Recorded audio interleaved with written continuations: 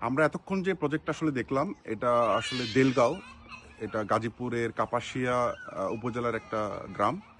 তো এখানে আসলে মাটির গঠন কিছুটা লালচে, যেহেতু এটা ভাওয়াল মধুপুরগড়ের অঞ্চল।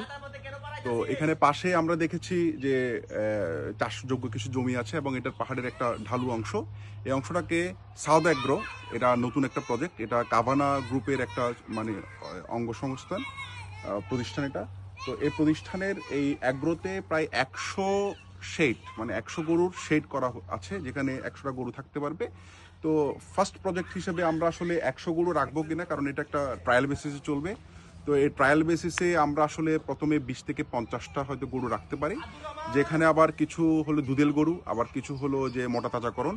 কারণ কন্টিনিউয়াসলি আপনার একটা অ্যাগ্রো চালাতে গেলে আপনার প্যারালাল দুটো জিনিস লাগে, কারণ একটা রেগুলার একটা ইনকামের একটা ব্যাপার ব্যাপার থাকে, যেখানে দুধেল গরু বা দুধওয়ালা গরুগুলো আমাদের খুব দরকার হয়।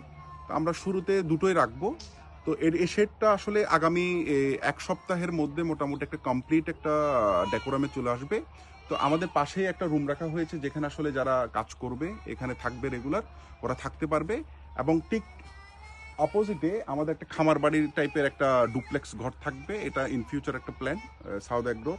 তো এটা একটা খামার বাড়ি টাইপের, মানুষ চাইলে এখানে ভিজিট করতে পারবে এবং চাইলে 1 নাইট অথবা 2 নাইট থাকতে পারবে। পাশে আমরা চিন্তা করেছি ইন ফিউচারে ছাগলের একটা চিন্তা করেছি।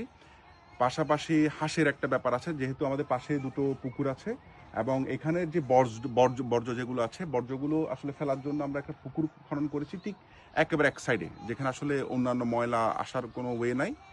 তো আর যে একেবারে ক্লোজ টু দ্য যে প্রজেক্টের পাশে যে পুকুরটা আছে, ওই পুকুরে আমরা আসলে মাছ চাষ করব, পাশাপাশি ওর পানিটা যেন ইউজ করতে পারি গরুর জন্য, গরু ধোয়ার জন্য, কিংবা গরু খাবারের পানি যেটা আছে, এটা আমাদের একটা ডিপ টিউবওয়েল আছে, ওই ডিপ টিউবওয়েল অলরেডি আমরা গোসল করেছি এখানে।